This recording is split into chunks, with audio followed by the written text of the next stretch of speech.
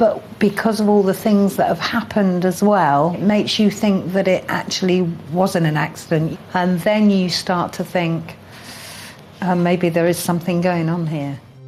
And it's at this point that Mick and Julie sought the help of the Living with the Dead team.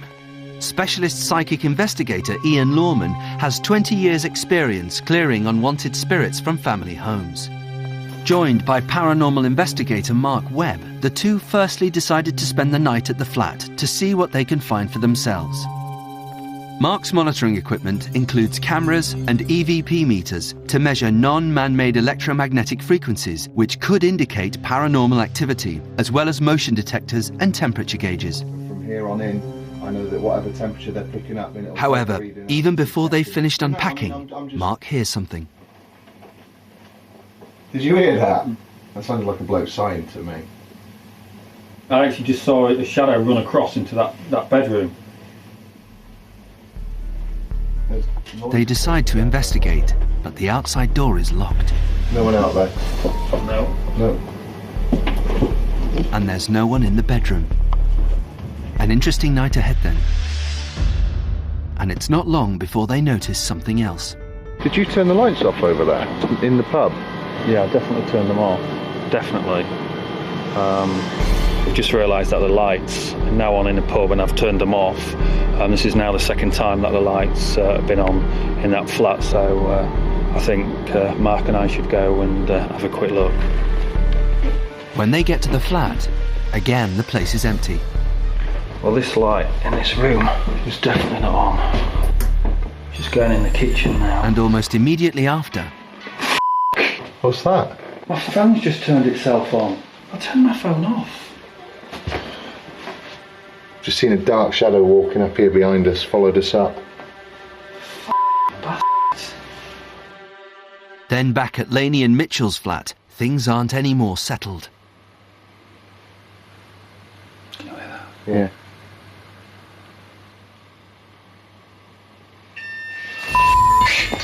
Something has tripped the motion detector in the hallway outside the bedroom. But once again, there's no one there. There's no one out here. There's no one out here. There's nothing broke the beam. And then 20 minutes later, as they keep vigil outside the doorway... It feels really cold. It does. And we've got some heaters on here. Really, really cold. A drop in temperature is often believed to herald the presence of spirits, but what happened next was still unsettling.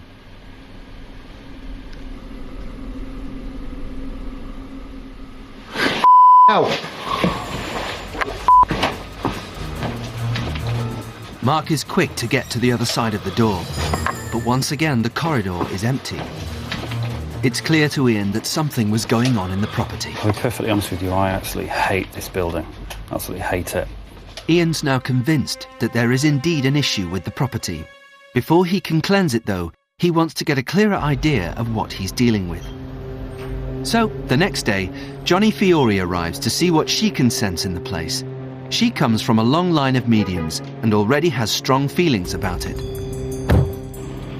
Just thinking about going to this place, I'm a little wigged out already. I don't know why, I can't put my finger on it.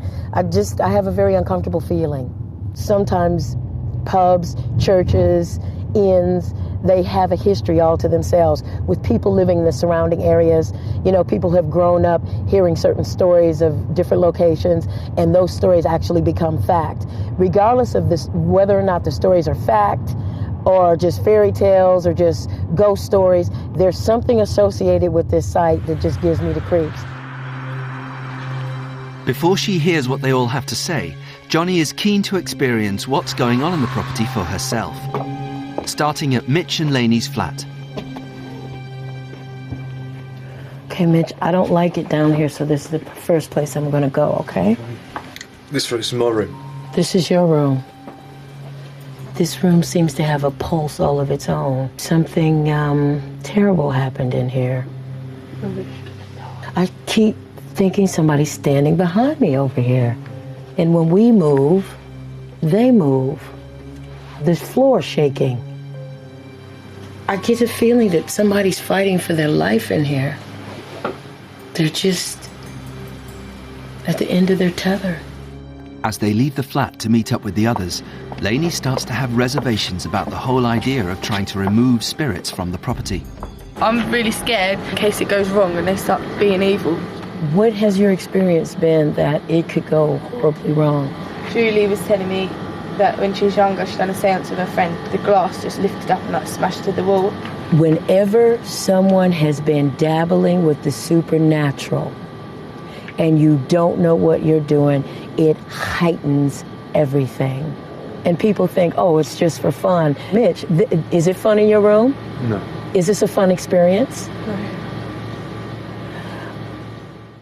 Like we've got a joker here. Downstairs in the pub, Mick and Julie then give Johnny the full story of what's been going on. Happens, you get 3 or 4 things happen in a week. Johnny feels the problem lies with those who have owned the property in the past and are not moving on. This pub has changed from hands to hands. So different people, different spirits that are attached to this property feel that they're the rightful owners of some things. Yeah. They don't like the way that you've arranged this room. They'll rearrange it the way it was. Everything is about the past. Johnny then goes with Mick and Julie to see their flat. Definitely something here. It goes up and down the hall, constantly moving back and forth. Okay, just bear with me. I want to go down to the opposite end of the hall, okay? I just get this sensation of moving up and down this hall. Restless. They've lost something. They're trying to retrieve something. They're looking for books. Books? They're looking for books. They want the books back. Which books were they? Girl, you gotta bring them books back. Okay, let's go. Ian, Mark and now Johnny have all felt something in the property. The presence, perhaps, of previous inhabitants? Could they be resenting these new owners that have moved in? Spirits do seem to be able to feel emotion, and particularly in a property which at one stage was used as a courthouse. You would have then a lot of energy, a lot of spirits that weren't happy at all in a sort of a legal sense. And if some of these entities still remain, they would be jealous of other people's happiness and indeed their freedom. So it isn't too surprising to find spirits that are jealous of people under those circumstances. Certainly there did seem to be an issue with some old property in the flat. Johnny had mentioned some books which she felt had been moved. They want the books back. Which books were they? This certainly struck a chord with Julie. Johnny said that the spirits wanted the books back. I knew what she meant because it was myself that actually moved the books down into the office. Could moving these books have angered the spirit of a past resident of the property? Once Johnny had gone, they were decided. It was time to remove the spirits they all felt in their home. The following evening, Ian Lorman is called back to cleanse the property. Joined by Mitch's girlfriend Laura, the first place he takes them is Mick and Julie's flat, the area where he had felt strong spirit activity during his sleepover. By walking around with them all, he hopes to draw the spirits close and pinpoint exactly what he's dealing with. I almost feel that the energy from downstairs is lifting into here. We're very masculine in this part of, or in this particular room. It almost feels what I would call a poltergeist activity where they would want anything electrical to go away. I would say that anything electrical in this room would not work, or